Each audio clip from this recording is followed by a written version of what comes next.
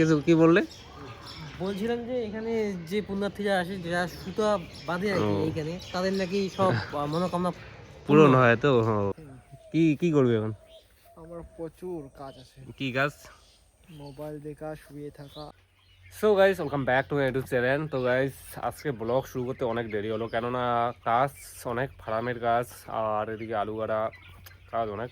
আর আজকে যেটা দেখতে পাচ্ছ, আর এখন আমি যাচ্ছি গাইস বাড়ির দিকে, এক জায়গায় যাব। দেখি কাউকে ফোন করি, ভাই একা একা তো ঘোরা অসম্ভব হয়ে যায় না, এর জন্য দেখি ফোন করি, কেউ যদি যায় ওর সঙ্গে যাবো, নাহলে তোমাদের গিয়ে দেখাবো যেই জায়গায় যাচ্ছি।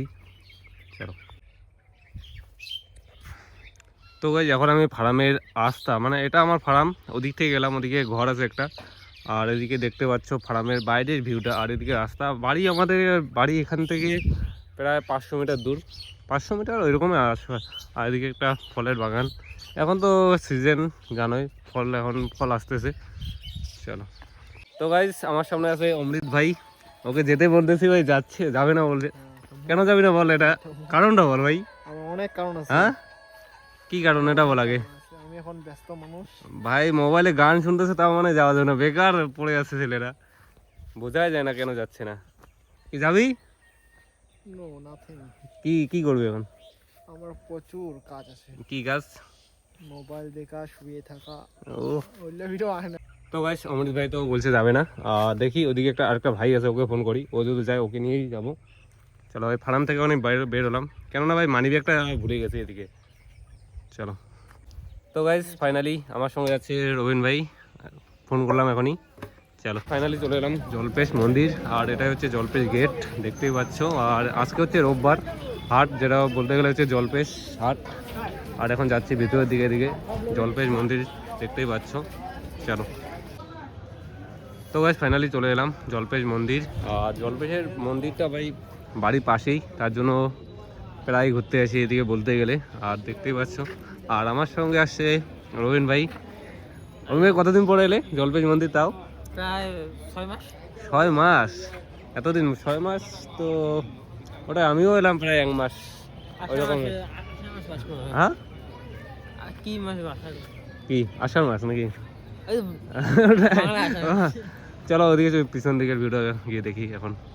তো গাইস, ফাইনালি জলপেশ মন্দিরের পুরো ভিউটা দেখতেই পাচ্ছ। আর এখন যেটা আমরা যাচ্ছি ওদিকে পিছন দিকে, আর এদিকটা যেটা বলতে গেলে এদিকেও যাওয়া যায়, এদিকে একটা গাছ আছে যেটা অনেক সুন্দর দেখতে লাগবে ভিউটা। তো গাইস, জলপেশ মন্দিরে যেটা, এটা হচ্ছে ফুলের বাগান, দেখতে পাচ্ছ অনেক সুন্দর। আর এদিকে আমরা যেটা পিছনের গলিটা, এদিকে হচ্ছে একটা কালী মন্দির আছে, আর হচ্ছে রান্নাঘর। আর আমার সঙ্গে আসতেছে রবিন ভাই, যেটা বলতে গেলে এদিকেও আছে কালী মন্দির, আর এদিকে হচ্ছে যেটা হচ্ছে পূজা দেওয়ার জায়গা।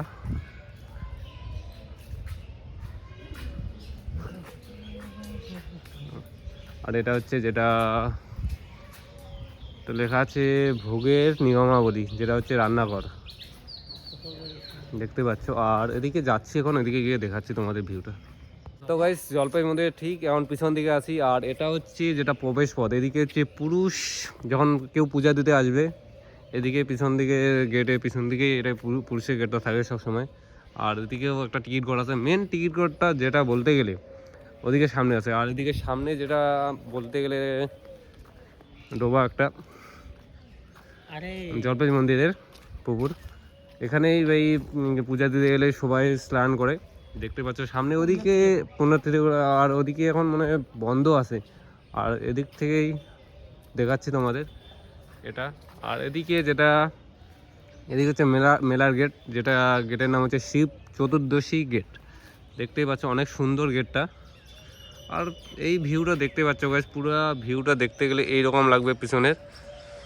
তো গাইস, এদিক থেকে এখন যাচ্ছি পিছনে গেট দিয়ে, এখন যাচ্ছি আমরা সামনের দিকে, যেটা এদিকে তোমাদের দোকান, যে কোনো ভাই পূজার জিনিসপত্র নিতে পারবে এদিকে। আর এদিকে কেন বন্ধ আছে ওটা জানি না। আর এদিকে এখন নতুন যেটা ঘর করে দিছে, যেটা বলতে গেলে পূজার জন্য, মানে এদিকে এখন লাইন দাঁড়াতে হবে পূজা দিতে, মানে বলে বোম আসলে। আর সামনেই দেখতে পাচ্ছ যেটা হচ্ছে টিকিট ঘর। তো গাইস সামনেই এদিকে একটা অশোক গাছ দেখতেই পাচ্ছ, আর এদিকে হচ্ছে নন্দী মহাকাল মন্দির, আর জলপাইগুড়ি মন্দিরটা এদিকেই দেখতে পাচ্ছ, অনেক সুন্দর। যেটা সবাই বলে যে এখানে নাকি সুতো বাঁধলে নাকি মনে হয় সব কি বলার আছে বলো? না রবিন ভাই কি বলতেছে ভাই? রবিন ভাই কিছু কি বললে? বলছিলাম যে এখানে যে পুণ্যার্থীরা আসে, যারা সুতো বাঁধে আর কি এইখানে, তাদের নাকি সব মনোকামনা পূরণ হয় তো, সবাই বলে, সবাই বাড়ছে দেখতে পাচ্ছ। তো গাইস ফাইনালি এখন আমরা যাচ্ছি বাড়ির দিকে, যেটা বাড়ির দিকে প্রস্থান করছি। প্রস্থান করতেছি। এখন বাইক আছে আমাদের এদিকে সামনে, যেটা এই যে আর এটা হচ্ছে 2 নাম্বার গেট, যেটা এদিক থেকে ড্রিঙ্কিং ওয়াটার।